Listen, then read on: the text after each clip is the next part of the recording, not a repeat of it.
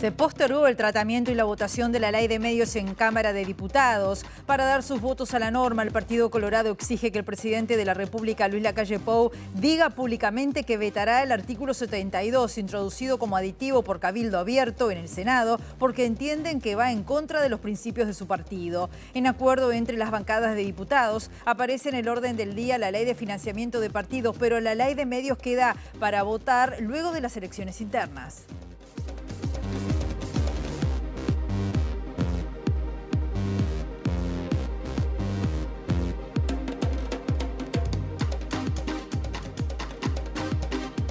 ¿Qué tal? ¿Cómo están? Bienvenidas, bienvenidos a MB Noticias. Comenzamos con la información. Con 11 grados aquí en la capital, en Montevideo, en una jornada que va a seguir con el cielo nuboso cubierto, con vientos soplando del noreste entre 10 a 30 kilómetros por hora, una máxima anunciada de 14 grados. Vemos las cámaras del Centro de Gestión de Movilidad de la Intendencia de Montevideo, en Avenida de las Leyes, allí en el anillo interno del Palacio Legislativo. Va a haber una concentración, así que hasta las 5 de la tarde está previsto un corte, la concentración de Sutel. Por lo pronto estaba anunciada así hasta el mediodía. Joaquín Secovilla entre 8 de octubre y Cornelio Cantera hasta las 17 horas, carga y descarga. O en Camino de los Hormigueros entre Buxareo y Alejandro Chucarro hasta las 5 de la tarde habrá carga y descarga.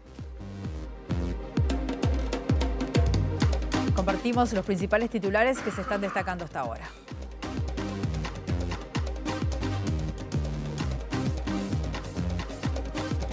El presidente de la República, Luis Lacalle Pou, convocó para esta tarde un Consejo de Ministros ampliado con la participación de autoridades de diversos organismos estatales. Si bien se prevé que la agenda sea abierta, se presume que la seguridad será uno de los temas centrales.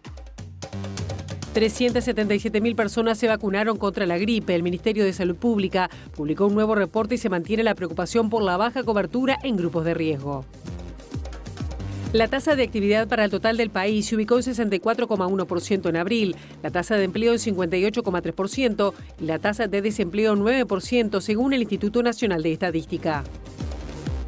Por primera vez en más de un año, China volvió a ser el principal socio comercial de Uruguay en mayo, relegando nuevamente a Brasil al segundo lugar.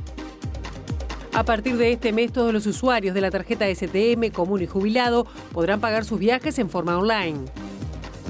La pobreza en Argentina subió al 55,5% en el primer trimestre de 2024, según un informe de la Universidad Católica Argentina, que establece que el incremento se debe en parte a la aceleración de la inflación.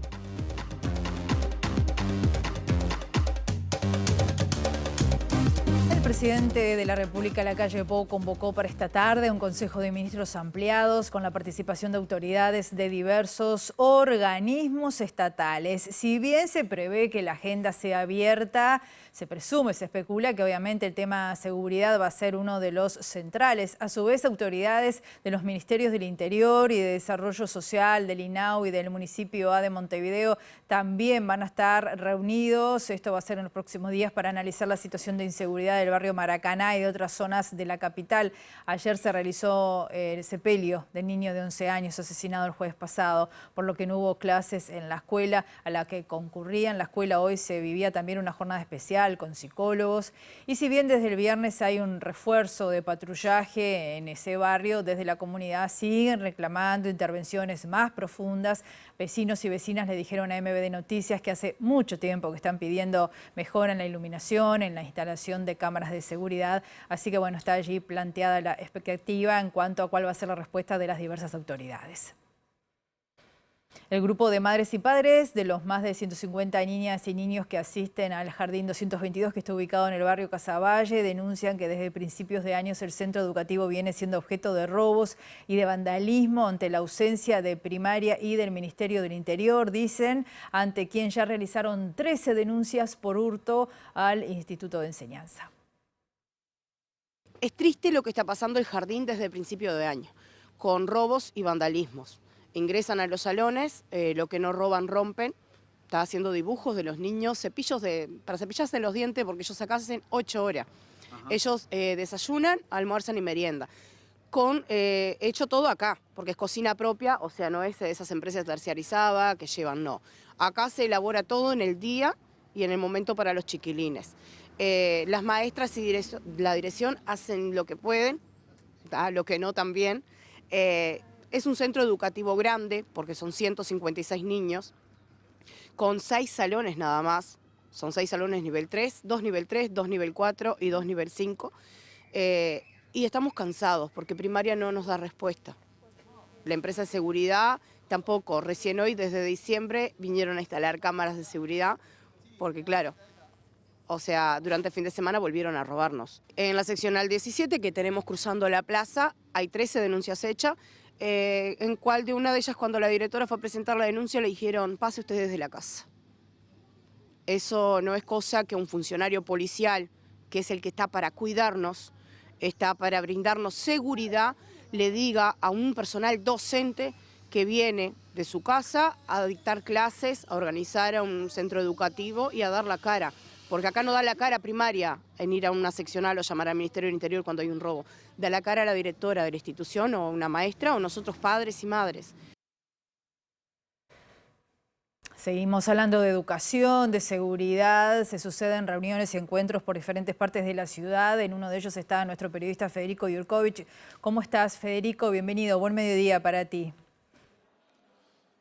Buen mediodía, Rosina. Efectivamente, en la zona céntrica, en la sede de la ANEP, vamos a continuar con el tema educativo. El tema de la violencia en los centros educativos forma parte de la agenda del día que tienen hoy la CESEU, la coordinadora del Sindicato de la Enseñanza del Uruguay, con autoridades del CODICEN, pero también tema de infraestructura, también temas vinculados a las horas y a la organización en general.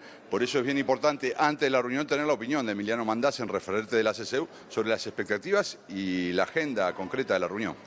Bueno, las expectativas es recibir propuestas concretas y respuestas concretas respecto a algunos planteos que venimos haciendo en las direcciones generales y no hemos obtenido la respuesta, diríamos, aceptable hasta ahora.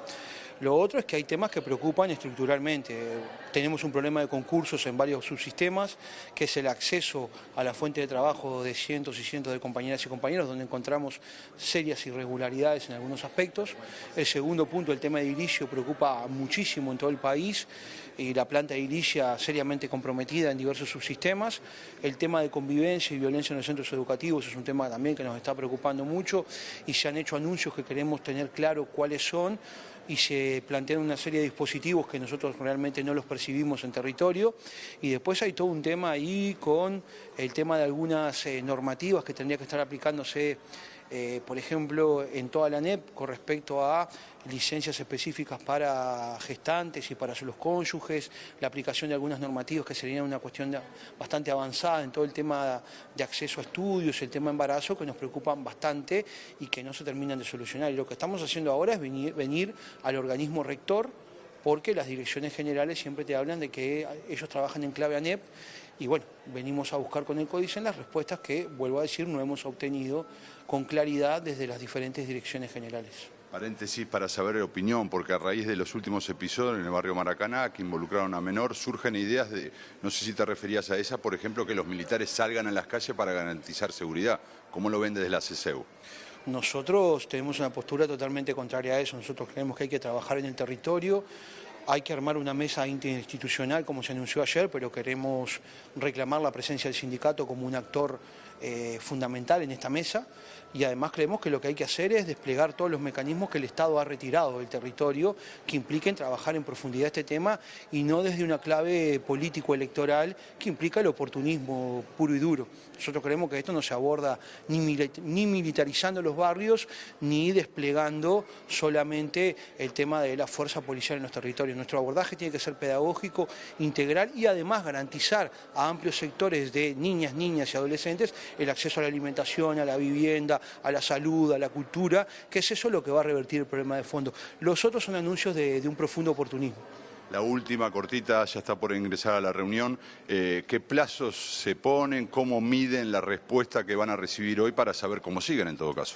Por suerte el CODICEN continúa siendo, más allá de la ley de urgente consideración, un ámbito colegiado. Nosotros vamos a establecer propuestas y vamos a dar un plazo determinado para que el ámbito colegiado se reúna, delibere y nos brinde la respuesta que estamos necesitando por escrito para que podamos evaluar como CESEU. Yo creo que hay que darle espacio al organismo colegiado para que evalúe, porque nosotros saludamos que continúe siendo un ámbito colegiado, no así lo que ocurrió con las direcciones generales y la desaparición de los organismos colegiados en los diferentes desconcentrados. Gracias, Emiliano. Gracias a ustedes por el espacio, como siempre. Bien, Rosina, seguramente si la Cámara de Damián lo acompaña, vamos a ver cómo Emiliano ingresa a la reunión, que ya está a punto de comenzar aquí en la sede de la Avenida Libertador. Allí está ingresando la presidenta del CODICEN en estos momentos, Virginia Cáceres. Un tema bien importante, ya ingresaron los consejeros electos por los docentes, Julián Mazzoni y Deisy Iglesias, también el resto de autoridades del CODICEN. Está planteado, Rosina, que la reunión dure hasta aproximadamente las 14:30. Tenemos previamente la posición con la que llega la CESEU. Estaremos atentos también en el transcurso del informativo. Si surge información te estaremos avisando y obviamente al final para tener la evolución y también la palabra de las autoridades, Rosina. Muchas gracias, Federico, te esperamos. Y como decíamos en la portada, se postergó el tratamiento y la aprobación del proyecto de ley de medios. Nos vamos al Parlamento, allí está nuestro periodista Eduardo Delgado. Buen mediodía, Eduardo, bienvenido, adelante. Buen mediodía, Rosina. Así es, como tú bien informabas, se quedó postergada en principio para julio la votación de esta nueva ley de medios.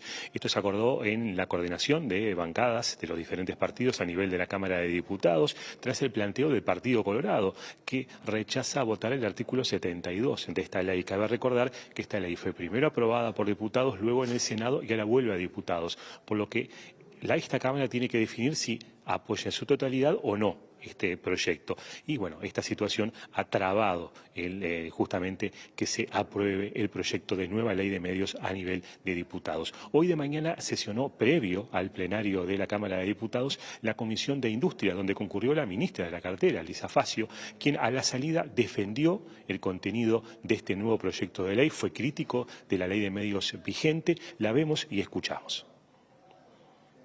Bueno, que esta es una ley que mejora muchos aspectos de aquella de 2014 que realmente, como les digo, tiene muchos inconvenientes, entre otros el inconveniente del artículo 68 relacionado con los derechos de los periodistas y la libertad de expresión.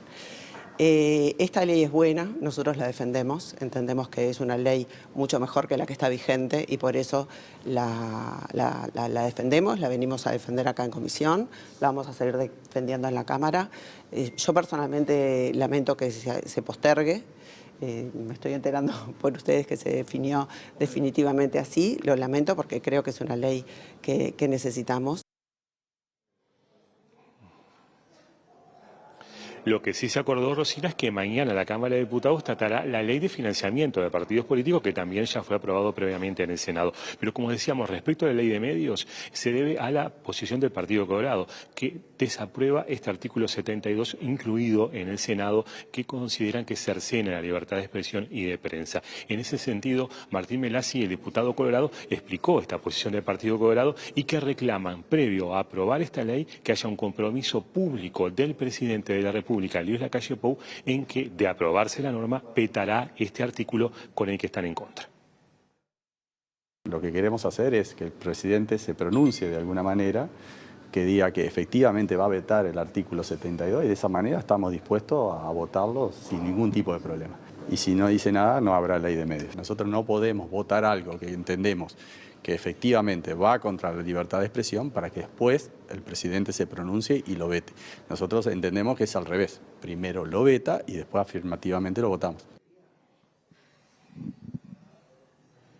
Y siguiendo el tema, Rosina, tenemos la posición de Cabildo Abierto, el partido que presentó este proyecto que ahora en Cámara de Diputados el Partido Colorado no pretende aprobar. Estoy con Álvaro Parrón, ante todo, gracias Álvaro por estos minutos. ¿Cuál es la posición de Cabildo Abierto conocida, bueno, en principio, esta postergación de la votación? Bueno, en realidad a nosotros no nos cambia. Nos llama un poco la atención la actitud, sí, del Partido Colorado en cuanto a emplazar públicamente al presidente, a que el presidente tome una determinación de vetar un artículo de una ley que fue negociada en el Senado, que viene de un acuerdo político, una ley discutida durante 4 años, casi 4 años, que llevó sus negociaciones y bueno, fue la que salió del Senado.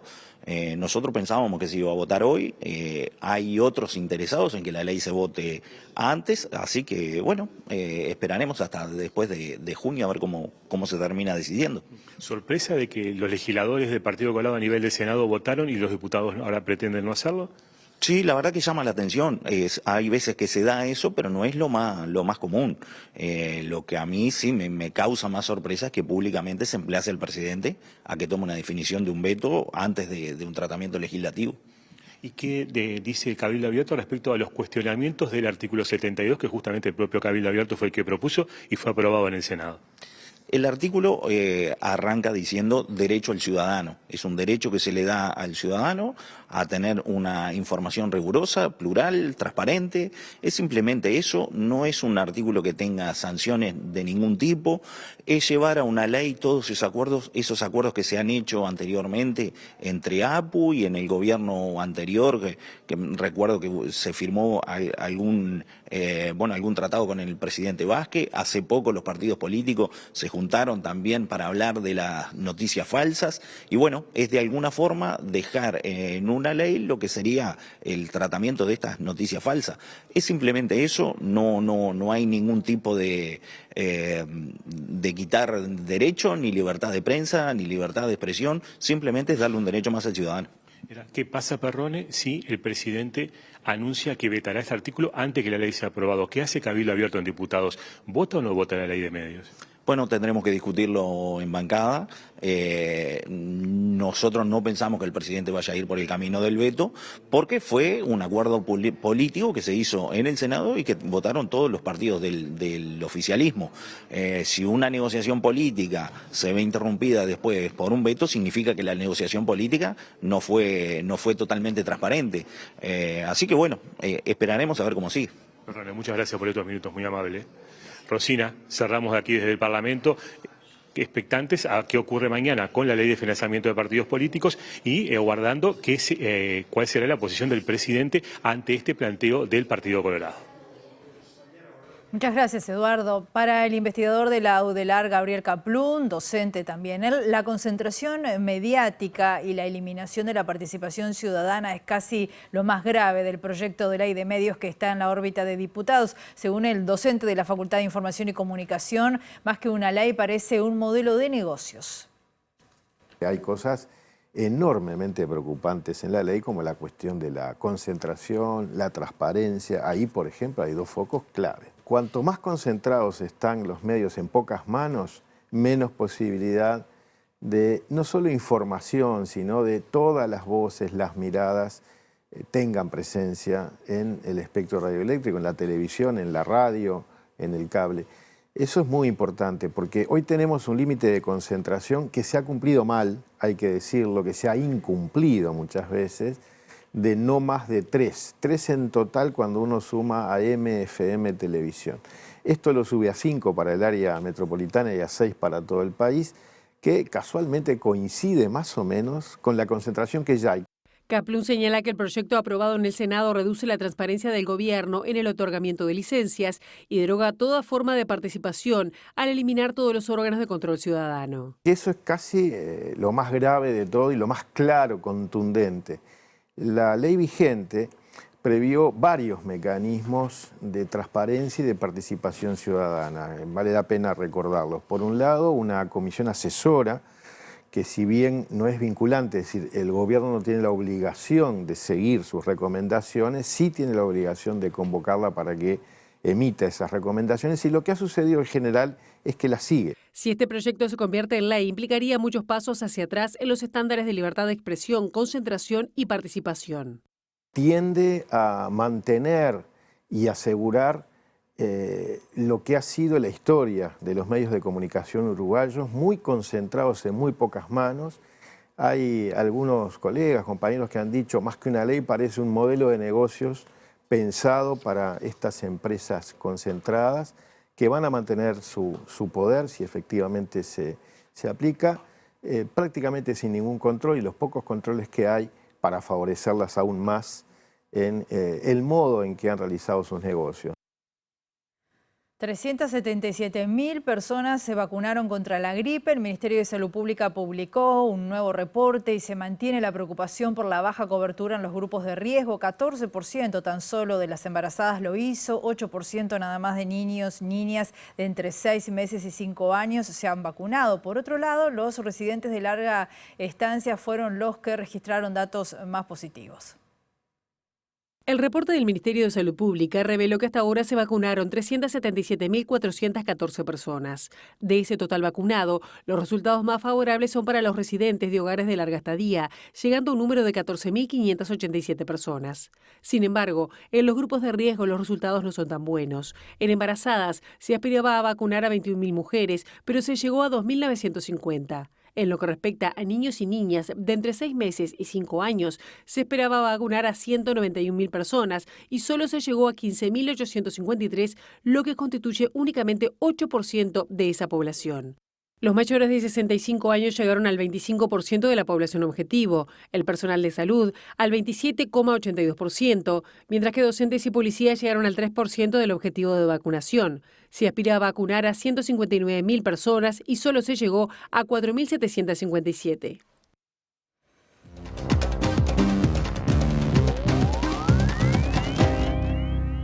En nuestra columna de ciencia, tecnología, innovación y salud vamos a recibir con muchísimo gusto a nuestro periodista Gustavo Vila para hablar de un tema más que importante, la detección precoz del cáncer de pulmón. En eso están trabajando muchas instituciones, pero particularmente el Hospital Maciel. Bienvenido, Gustavo, adelante. Muchas gracias, Rosina. Y sí, como bien decís, estamos hablando mucho de salud últimamente, pero bueno, eso es lo que importa. Además, por la época del año, hay que recordar que hace pocos días tuvimos el Día Mundial Libre de Humo de Tabaco y tiene mucho que ver con el cáncer de pulmón, ya que es uno de los principales agentes de incidencia. ¿Y qué es lo que tiene de problemático el cáncer de pulmón? Bueno, es no solo uno de los de mayor incidencia en nuestro país, recordemos que las estadísticas vienen mostrando además un creciente alcance en la población femenina, cada vez es más alta la tasa de mujeres con cáncer de pulmón, y el problema es que su detección generalmente es tardía y esto dificulta mucho los tratamientos y las posibilidades de cura, de abordaje de las personas que padecen esta enfermedad. En el Hospital Maciel y en interacción con otras instituciones se está desarrollando un proyecto de investigación científica que busca generar una serie de datos que permitan tratar de otra manera la detección del cáncer de pulmón a través de otras técnicas. Vamos a agradecerle estos minutos y a saludar al doctor Pablo Palacio, que es uno de los integrantes del equipo que está trabajando en este tema. Pablo, bienvenido a MBD Noticias. Buenos días. Bueno, muchas gracias por la invitación. Buenas tardes para todos. Sí, es muy importante profundizar en el diagnóstico precoz del cáncer de pulmón porque sigue siendo un cáncer que en Uruguay se diagnostica en estadios avanzados, el 90% de los casos en estadios avanzados, donde las terapias pretendidamente curativas habitualmente no son eficaces. Lo que nosotros ofrecemos es la posibilidad de fumadores o exfumadores, fumadoras o exfumadoras, realizarse una tomografía de baja dosis en el Hospital Maciel. Si tenés entre 50 y 74 años, lo único que tenés que hacer es comunicarte por mail a info@pulmonsano.org o por WhatsApp al 092-944-334 y se te va a realizar un test de preselección y si se considera que sos un paciente potencialmente candidato de riesgo a desarrollar cáncer de pulmón en los próximos 5 años, se te va a ofrecer realizar la tomografía de baja dosis y un abordaje multidisciplinario que incluye una valoración por el equipo de neumología para la detección de enfermedad pulmonar obstructiva crónica oculta, valoración por el equipo de cesación tabáquico si aún continúas con el hábito tabáquico y por el resto del equipo de salud disponible en el Hospital Maciel. Pablo, a ver, ustedes lo que buscan a través de esta investigación es generar datos que permitan adoptar otras políticas. Como decías vos, el 90% de los cánceres de pulmón se detectan tarde, pero a través de estas tomografías de baja dosis se podría detectar mucho antes. ¿Por qué no se hace esto de rutina? ¿Es una cuestión de costos? Bueno, para determinar una política nacional, tiene que determinar lo que se llama una costo-efectividad, que es lo que realmente estamos estudiando nosotros. Es decir, si a nuestra población el gasto que saldría a hacer la tomografía a todos los fumadores de alto riesgo se justifica. Uno, para tomar una medida poblacional, también tiene que contemplar el uso racional de los recursos, porque los recursos en salud son finitos, entonces uno, antes de sacarlo de algún lado y dejar otro lado desprovisto, tiene que poder demostrar que lo que está diciendo hace que la gente viva más, viva mejor, y a su vez, si en medicina eso a su vez es más económico, es mucho mejor. Claro. Perfecto. Entonces, en definitiva, este estudio tiene un horizonte de tiempo y una vez que se cumpla este plazo, se sacarán las conclusiones que seguramente apunten a donde vos decís, ¿no? Si bien puede ser más caro este abordaje, medido en un tiempo más extenso, mejora calidad de vida, mejora las posibilidades de cura y termina saliendo más barato. Nosotros creemos que se termina saliendo más barato, o sea que es una inversión, pero hay que demostrarlo para nuestra población. No se puede extrapolar las recomendaciones de otros países. Bien, ¿ustedes vienen trabajando con este programa hace ya un año? Ya llevamos un año trabajando, todavía seguimos en la etapa de reclutamiento, ya hay gente que se va a empezar a hacer la segunda tomografía de control, se ha diagnosticado enfermedad pulmonar obstructiva crónica oculta, hay gente que se la ha asistido para dejar de fumar, hay gente que ha tenido otro tipo de lesiones en el pulmón, porque por supuesto no ha sido cáncer de pulmón, pero hemos hecho, creo que un beneficio a la población, la hemos acercado con el sistema de salud, y bueno, la idea es seguir reclutando gente para poder sentar las bases el día de mañana de un programa nacional de screening de cáncer de pulmón, similar a lo que se hace en la mama, en la próstata, en el colon. Exacto. Y es algo que termina de coronar los esfuerzos nacionales en cuanto a las legislaciones previas del tabaco, el manejo del tabaco, en aquellos pacientes que lamentablemente no dejaron de fumar, bueno, reducir el riesgo. Es una estrategia razonable. Bien, destaquemos. Esto es investigación científica que se hace en el ámbito de los servicios de salud pública. La sede está allí en el Maciel, hay una coordinación con el Ministerio, con la propia Facultad de Medicina, obviamente. Y te voy a pedir que repasemos los requisitos, las vías de contacto y una aclaración que me parece importante, Pablo. Quienes no sean usuarios de ACE, de los servicios de salud del Estado, ¿pueden presentarse como voluntarios o esto solamente es para quienes están en ACE? En este momento, lamentablemente, todavía no se está haciendo para usuarios del sistema privado, del resto de los usuarios del sistema privado, solo para usuarios de ACE. La idea es lograr los convenios para poder extenderlo al resto de la población. Perfecto. Pero por el momento es para usuarios de ACE, que tienen que ser entre 50 y 74 años, fumadores y exfumadores, o fumadoras y exfumadoras, y se pueden comunicar a info@pulmonsano.org por vía mail o a través de WhatsApp escribiendo al 092-944-334. Nosotros siempre contestamos, lo que sí le pedimos a la gente es paciencia. Nosotros somos voluntarios de Facultad de Medicina, de médicos de salud pública, que hacemos esta investigación como parte de nuestras actividades, pero también muchas veces como parte extra voluntario por estudiantes de medicina, estudiantes de posgrado de medicina. Entonces, capaz que puede haber un poquito de demora. No tenemos un call center, pero siempre contestamos. Está bueno. Pablo Palacio, muchísimas gracias una vez más. Bueno, muchas gracias a ustedes por recibirnos, muy amables. Haremos seguimiento cuando se puedan ya empezar a dar algunos resultados. Contamos con este espacio para difundirlos. Por favor. Hasta pronto. Buena jornada.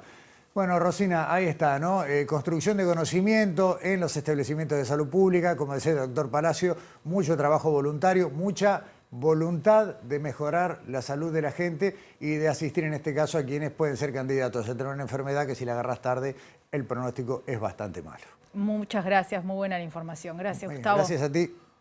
Bueno, a partir de este mes, todos los usuarios de la tarjeta STM, común y jubilados, van a poder pagar sus viajes de forma online. Quienes usan el sistema de transporte público justamente de Montevideo van a poder cargar su tarjeta STM común o jubilado desde su celular u otro dispositivo a través de la aplicación web, donde se les va a debitar los viajes que estén realizando. Se trata de una nueva forma de recargar la tarjeta sin necesidad de concurrir a ningún local de atención. Como medios de pago asociados a la recarga estarán disponibles tanto los bancos Brou, HSBC, BBVA, Santander, Itaú, Heritage, Bandes y Scotiabank, como las tarjetas de débito y crédito Prex, Mastercard o Caivisa. La nueva modalidad de recarga de la tarjeta STM facilitará los viajes, ya que la persona puede seguir viajando aún sin tener saldo en su cuenta. En la posterior recarga, deberá no solo cargar el monto mínimo, sino además lo que adeude de viajes anteriores. Para hacer uso de este nuevo servicio es necesario crearse una cuenta STM en línea. Se ingresa a la app a través de la página web de la Intendencia de Montevideo. Se requiere además realizar una recarga mínima inicial de 225 pesos, equivalente a 5 viajes electrónicos de 1 hora. Para los usuarios de boleto ABC, que cuenten con tarjeta Uruguay Social Mides, la exigencia mínima es equivalente a 2 viajes electrónicos de 1 hora, es decir, 90 pesos. Una vez hecha la adhesión, la activación culminará al pasar la tarjeta por el POS de cualquiera de los centros de atención integral o en las propias máquinas validadoras de los ómnibus. En caso de querer recargar una cuenta STM en línea y no tener ID Uruguay, se podrá realizar por el mecanismo de recarga rápida que admite la app. SUTEL está realizando una concentración a esta hora allí a las puertas del Palacio Legislativo. Volvemos hacia el Parlamento con Eduardo Delgado. Adelante, Eduardo. Sí, Rosina, porque mientras en diputados se definía esta postergación de la ley de medios para tratar en principio en el mes de julio, había una masiva movilización del sindicato de Antel de SUTEL aquí en las puertas del Palacio Legislativo. Y estoy con la secretaria general de este sindicato, con Florencia Lemonie. Florencia, ¿cuáles son los principales planteos del sindicato respecto a este proyecto de ley? Y bueno, nosotros venimos denunciando, primero saludar que hayan podido acercarse. Hoy paramos 24 horas, trabajadores y trabajadoras de Antel, en el marco de lo que iba a ser un procesamiento de la definición del proyecto de ley de medios en tercera cámara a cargo de los diputados. Los elementos sustanciales, primero el artículo más controversial o el más, quizás hasta más difundido, que es el artículo 72 vinculado a la libertad de expresión, que establece la censura previa, que ha tenido el rechazo no solamente nacional, sino internacional de la sociedad civil organizada, de la cátedra, en su conjunto, y bueno, y también en todos los elementos que sin el artículo 72 sigue haciendo mala a este proyecto, a esta ley que quieren impulsar desde la propia coalición de gobierno, que sí monta todo un esquema de medios masivos de comunicación, concentrador, con posibilidad de habilitación de extranjerización de los medios, con limitación de la participación de la sociedad civil organizada. Y bueno, y sin decirlo explícitamente, pero directamente menoscabando a nuestra empresa pública como es Antel, porque todo esto se sostiene sobre la base de los servicios de Internet y sobre una infraestructura. Bueno, eso también es parte de lo que está dentro del proyecto, pero poco se discute o se minimiza respecto al impacto que puede tener nuestra empresa pública, que como decimos, es la que garantiza el derecho universal a las telecomunicaciones, es la que nos ha permitido disminuir o prácticamente eliminar una brecha tecnológica en la propia sociedad en esto de quién accede al servicio y quién accede al desarrollo tecnológico que funciona sobre ese servicio de Internet. Todo eso está dentro del proyecto de ley de medios que está ahora postergado de su definición. ¿Y sienten a nivel del movimiento sindical que justamente se concentró la discusión pública, la agenda mediática en este artículo 72 y no en la afectación a Antel o en la concentración de medios? En realidad, a ver, no es una cuestión de competencia de contenido o de eje, sin duda. Es terrible el artículo 72, es normativa que se remonta más a las épocas más oscuras de nuestro país, y no a un camino de ampliar la democracia, profundizarla en términos de pluralidad de voces, de libertad de expresión. Entonces, sin duda es un elemento que es importante dejarlo en la centralidad de la discusión, pero es verdad también, y nos interesa a nosotros, y por eso la movilización, que incluso no existiendo el artículo 72, el esquema de medios también se configura de forma concentrada para que en algún punto tampoco esté garantizada de toda la libertad de expresión, en tanto serán unos pocos los que definan, en definitiva, cómo será esa expresión o qué tan libre será esa expresión. Y eso, en parte, también lo venimos denunciando sistemáticamente, que incluso no lo resuelve en su totalidad la ley vigente. O sea, realmente el Uruguay necesita una discusión de ley de medios. La pregunta sería si el momento es el más oportuno en medio de una campaña electoral, y además que se discuta efectivamente con todo el campo involucrado en esto, como es la academia, como son las distintas organizaciones sociales, ya sea APU, ya sea CAINFO, ya sea Observacom, ya seamos los trabajadores y trabajadoras de Antel, el movimiento sindical. O sea, es una discusión que es más profunda y que no puede resolverse primero y discutir después, que es lo que está sucediendo ahora. Ahora resulta que el artículo 72, un sector de la coalición que lo votó, hoy no está de acuerdo. O sea, primero se resuelve y después se discute. Es una irresponsabilidad tremenda en los tiempos que vivimos electorales, donde los medios masivos de comunicación juegan un papel importante. Bueno, hoy sí se está tratando la ley de financiamiento de partidos políticos. O sea, obviamente que los medios tienen una funcionalidad en la democracia de nuestro país. Bueno, esto no puede ser resuelto con una mayoría circunstancial y que, bueno, que después se desagrega esa mayoría porque el contenido verdaderamente es escandaloso. Muchas gracias por estos minutos. Muy Gracias amable. a ustedes. Rosina, estamos conferencia de Monier, secretaria general de SUTEL, que se está movilizando en contra de este proyecto de ley de medios. Muchas gracias, Eduardo. Nosotros hacemos una pausa, la primera, y volvemos enseguida.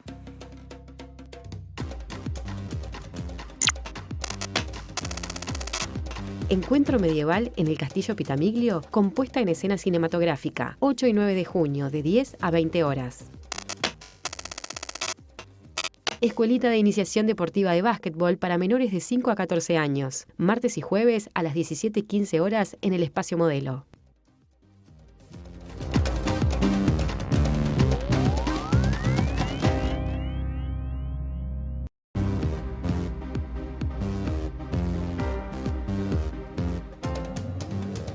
Seguimos avanzando en MBD Noticias con 13 grados a esta hora aquí en Montevideo. En el ámbito político, el senador y precandidato presidencial del Partido Nacional, Jorge Gandini, dijo que el cuádruple homicidio ocurrido en el barrio Maracaná de Montevideo el jueves pasado demuestra que debe habilitarse el patrullaje militar en zonas pobladas. Discrepó con quienes dicen que las Fuerzas Armadas no están capacitadas para eso y aseguró que la gente respalda su idea. Y por acá pasan porque no hay cómo controlar el ingreso. Vienen barcazas por la hidrovía, tenemos puentes, hay cielo abierto para las avionetas. Yo creo que esa es la primera cosa, blindar. La segunda, cambiar algunas leyes. La tercera, poner un fronting importante en la lucha contra el narcotráfico, y las 47 familias que dicen lo controlan todavía son organizaciones familiares en Uruguay.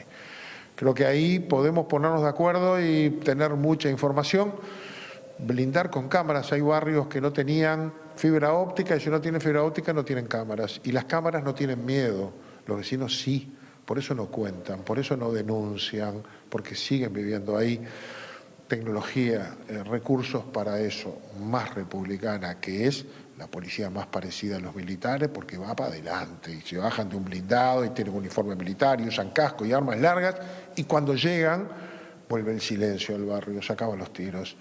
Por eso creo que sobre esas cosas podemos ponernos de acuerdo porque si no le damos con todo al narcotráfico dentro de algunos años vamos a ser Rosario, vamos a ser las favelas de Río, podemos ser Ecuador, podemos ser Bolivia, podemos ser Colombia y peor, podemos ser México. Entonces los militares ahí pueden cumplir un papel, son fuerzas disciplinadas, bien entrenadas, sometidas al orden jerárquico y jurídico. Julián González Guller, que es doctor, especialista en ciencia política y además especialista en relaciones civiles militares, rechazó la propuesta de Jorge Gandini y dijo que es riesgosa porque a su entender las Fuerzas Armadas no se depuraron luego de la dictadura y porque no se entrenan para realizar patrullaje en áreas urbanas.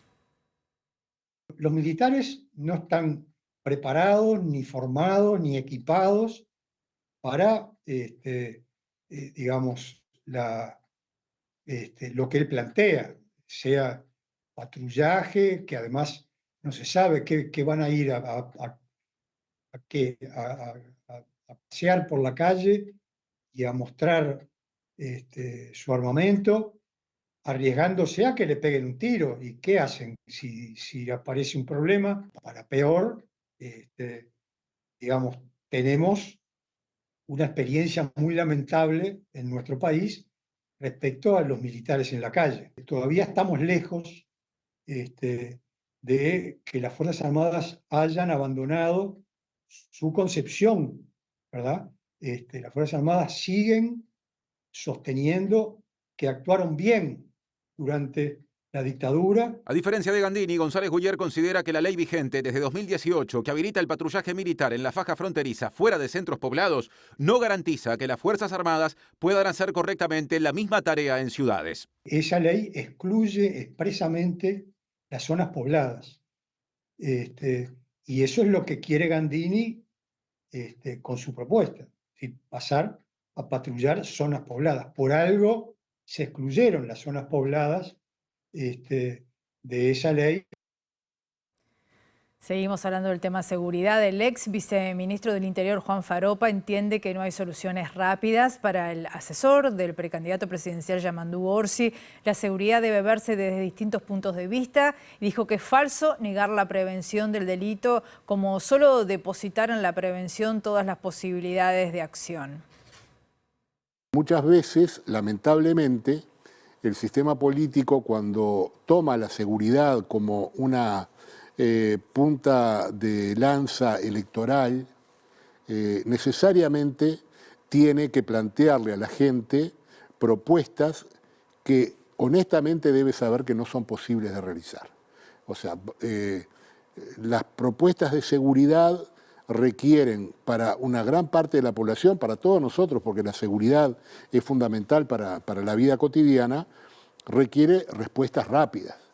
Y está bien que el Estado tome algunas medidas que son de impacto rápido, pero siempre y cuando le plantee a la gente, miren, estas medidas es como cuando hay una persona accidentada y lo primero que tenemos que hacer es estabilizarlo, ¿no? Tratar de que pare la hemorragia, tratar de ver cuáles son las principales heridas, pero si no realizamos luego un trabajo a largo plazo, esto que hacemos ahora no va a servir para mucho. O sea, usted está diciendo que los que dicen que tienen la llave o la respuesta a los problemas de seguridad a corto plazo están mintiendo. Es duro decirlo, pero sí. Sí. Yo lo puedo decir, no tengo ningún problema, porque técnicamente estoy convencido de que es una mentira establecer que hay una solución a la seguridad para mañana. La investigación sobre la actuación de ex jerarcas del gobierno en el caso de la entrega del pasaporte al narcotraficante Sebastián Marcet y la posible destrucción de un documento no está registrando avances desde el año pasado. Parte de las últimas novedades fueron las declaraciones del senador nacionalista y ex ministro del Interior Luis Alberto Heber, la del ex canciller Francisco Bustillo y la del ex jefe de la custodia presidencial Alejandro Astesiano, que declaró como testigo. Si yo hubiese accedido a lo que me pedían, hoy seguiría siendo subsecretaria, pero habría cometido un delito. No dormiría tranquila y creo que la dignidad está por arriba de cualquier cargo que uno pueda tener. Yo la pasé horrible, créanme. Eso declaró el 1 de noviembre pasado la ex subsecretaria de Relaciones Exteriores y actual precandidata presidencial colorada Carolina H., al fiscal de Delitos Económicos y Complejos Alejandro Machado. Tras detallar una serie de hechos que incluyeron presiones para que pierda su celular, borre chats presentados como prueba y un documento certificado que ella entregó al director de Jurídica del Ministerio. Luego de eso, el entonces asesor del presidente Luis Lacalle Pou, empleado de Conmebol y actual asesor del precandidato Álvaro Delgado, Roberto Lafluf, le dijo que destruyó el documento y que debía volver a presentarlo. Tanto fuentes de fiscalía como abogados de algunos de los ex jerarcas confirmaron a MBD Noticias que el expediente no ha tenido avances y que tampoco está prevista alguna acción a corto plazo. El fiscal Machado prioriza definir sobre el caso referido a la expedición del pasaporte de Sebastián Marcet y otros expedientes que tiene su sede, añadieron las fuentes. A fin del año pasado se manejó en diferentes medios que Machado citaría al presidente Lacalle Pou por estar presente al inicio de la reunión en la que Lafluf le pidió a H y al entonces subsecretario del Ministerio del Interior, Guillermo Maciel, que borrara chats donde mencionaba a Marcet. También se esperaba que el fiscal citara a Lafluf por la presunta destrucción de un documento presentado por H en el que estaban protocolizados estos chats, pero hasta ahora no ocurrió. Bustillo renunció tras hacerse públicos los mensajes en que le decía a H que perdiera su celular. El exministro es funcionario de Cancillería, por lo que sigue en uso de licencia, y el actual ministro, Omar Paganini, no ha decidido qué función cumplirá. Por su parte, Luis Alberto Heber retomó su banca en el Senado y Maciel es asesor de un director nacionalista en ANCAP. Según declaró H en Fiscalía, todos ellos, además de los ex directores generales de Secretaría del Interior Luis Calabria y de Cancillería Diego Escuder, el director de prensa de Cancillería Horacio Abadí y el jefe de gabinete y enlace de inteligencia, ahora embajador en Alemania, Fernando López Fabregat, participaron en una reunión previa a la interpelación que impuso el Frente Amplio en una sede del Ministerio del Interior en el Prado, en que se acordó ocultar los chats de WhatsApp entre ella y Maciel en los que hablaban sobre Marcet y fingir que no lo conocían cuando se tramitó su documento. Temas económicos, la tasa de actividad para el total del país se ubicó en 64,1% en abril, la tasa de empleo en 58,3%, la tasa de desempleo en 9%, todo esto según el Instituto Nacional de Estadística. La tasa de actividad se ubicó en 64,9% en Montevideo, 63,6% en el interior. En tanto, la tasa de empleo se situó en 60% en la capital, 57,3% en el resto del país. El desempleo, 7,6% en Montevideo, 9,9% en el interior. Entre las personas que trabajan, el 9,4% se encuentra subempleado, mientras que el 21,3% no tiene registros en la Seguridad Social. Por primera vez en más de un año, China volvió a ser el principal socio comercial de Uruguay en mayo, relegando nuevamente a Brasil al segundo lugar. El volumen de ventas al exterior alcanzó los 1.164 millones de dólares, marcando un aumento interanual de 8%. El crecimiento de las exportaciones en mayo se explica por el impulso del arroz, los vehículos, los subproductos cárnicos y la madera, mientras que bajaron las de malta y carne bovina. En este último caso, la merma fue del 3% con respecto al año anterior, pese a lo cual siguió siendo el principal producto en volumen, aunque facturando 7 millones de dólares menos que en mayo de 2023. Las colocaciones restantes recaudaron más el mes pasado que hace un año.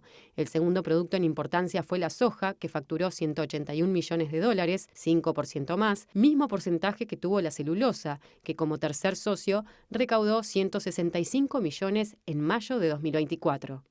El producto estrella fue el arroz. Creció 85% en volumen y pasó de 44 millones de dólares en 2023 a 82 millones el último mes. Brasil con 24 millones y Panamá con 11 fueron los países que impulsaron este aumento. El informe de comercio exterior del Instituto Uruguay 21 destaca que China se posicionó como el principal socio comercial en mayo de 2024, pese a caer 10% con respecto a 2023, relegando a Brasil al segundo puesto, aunque haya comprado 15% más. El top 5 de los socios comerciales lo cierran Unión Europea, Estados Unidos y Argentina, que compró 5 millones menos que hace un año, una baja del 12% interanual. Desde marzo de 2023 que China no ocupaba el primer lugar, siendo desplazada por Brasil como principal socio comercial a partir de septiembre de 2022, cuando el gigante asiático quedó relegado al segundo lugar por primera vez desde 2013. Hacemos la última pausa y volvemos enseguida.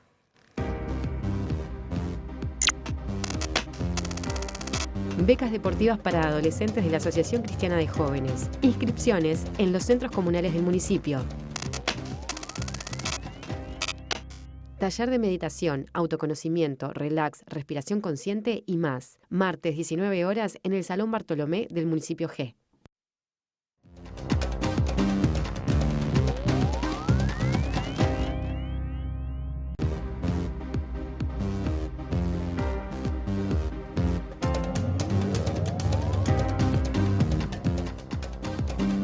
Último bloque de MB de Noticias. Continuamos con la información y les contamos que la Red Internacional de Economía Humana celebró el primer foro de derecho a la alimentación en nuestro país. Allí especialistas de la medicina, la economía, la sociedad civil y de organismos internacionales coincidieron en que es necesario invertir urgentemente y de manera multisectorial en la infancia y también en la adolescencia.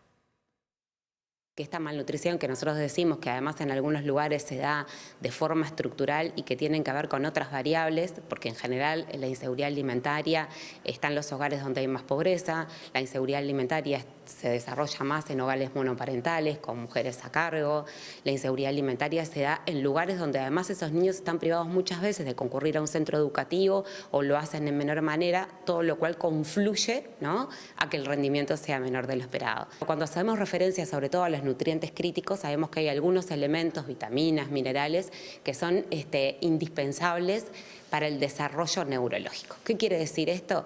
Que ese cerebro, que además de ese niño que se está formando intraútero, porque también las deprivaciones maternas tienen impacto en lo que va a acontecer con la vida de ese niño, esas deprivaciones y esas alteraciones en el desarrollo neurológico no solamente producen efectos a corto plazo, sino que también producen efectos a mediano y largo plazo, con un rendimiento cognitivo menor al esperado para su edad y con un rendimiento después en las pruebas de inteligencia que puntean menor, que eso lo va a trasladar a la capacidad de lograr trabajos y de buena calidad además. Para mí la infancia y la adolescencia no admite demora. O sea, si nosotros queremos pensar en un país productivo a largo plazo, es inevitable tener que invertir en primera infancia.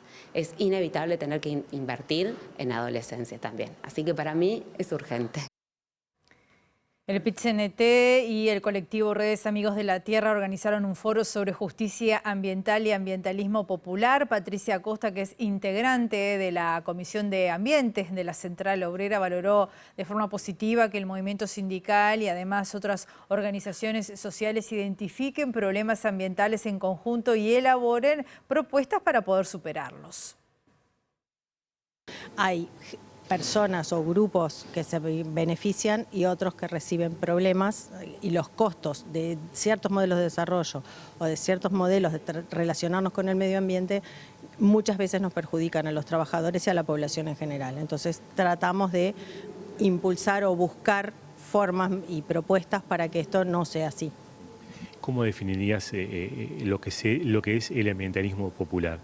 Y el ambientalismo popular sería una forma de cuidar el medio ambiente y la salud de las personas, tanto trabajadores como residentes en el territorio, que se haga desde las propuestas de estos actores, de sus propios protagonistas, ¿no? Y de esta mirada de los trabajadores, ¿cuáles serían las principales preocupaciones en Uruguay referido al medio ambiente? Y la relación que tenemos con el medio ambiente es bastante complicada. En la Comisión de Ambiente del PITA estamos trabajando básicamente en 3 temas: agrotóxicos y ambiente y el modelo de producción que hay, el agua y los residuos. A través de los modos de producción que tenemos y de la organización que nos damos para trabajar con el ambiente, lo estamos destruyendo. Es muy claro el caso del agua. Hace muy poquito no tuvimos agua. Con el modelo productivo que tenemos del agronegocio, contaminamos el agua, contaminamos el Santa Lucía y tenemos los problemas que estamos teniendo ahora.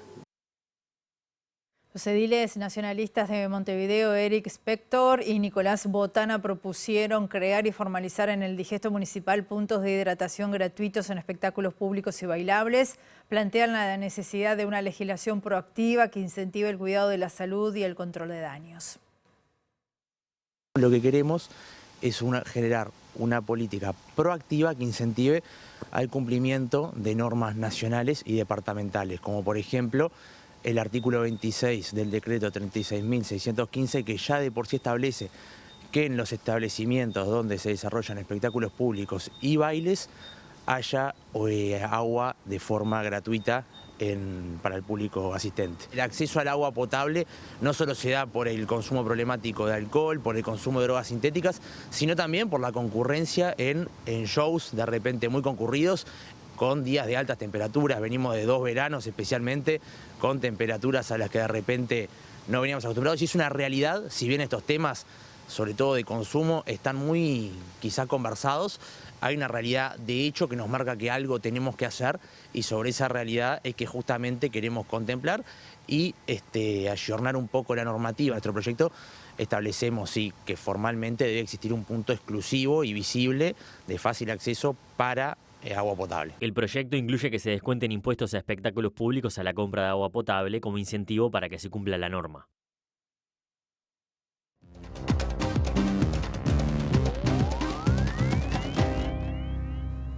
En Argentina la pobreza subió al 55,5% en el primer trimestre de este año, según un informe de la Universidad Católica de ese país que establece que el incremento se debe en parte a la aceleración de la inflación.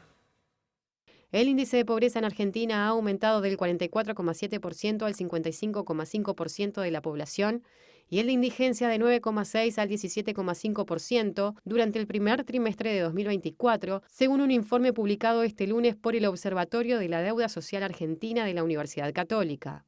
Según el informe, en un contexto de décadas de pobreza estructural, la coyuntura de aceleración de la espiral inflacionaria generó un incremento de la población en situación de pobreza e indigencia.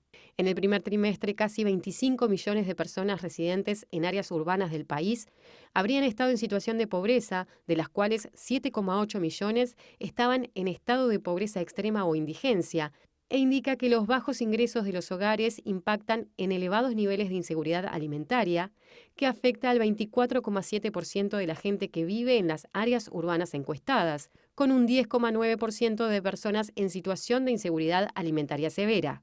El organismo señala que el escenario laboral expresa las desigualdades de la estructura productiva y la escasa generación de empleo de calidad, precisando que el 32,5% de los ocupados son trabajadores que residen en casas en situación de pobreza, mientras que el 26,5% tiene un empleo precario. Nos vamos, volvemos a las 18:55, la edición central de MBD Noticias, o mañana a las 8, la primera edición. Que pasen bien, hasta luego.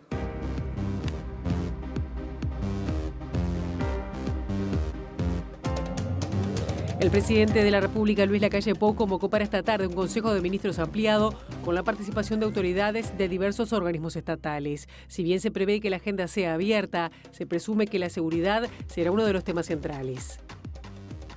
377.000 personas se vacunaron contra la gripe. El Ministerio de Salud Pública publicó un nuevo reporte y se mantiene la preocupación por la baja cobertura en grupos de riesgo.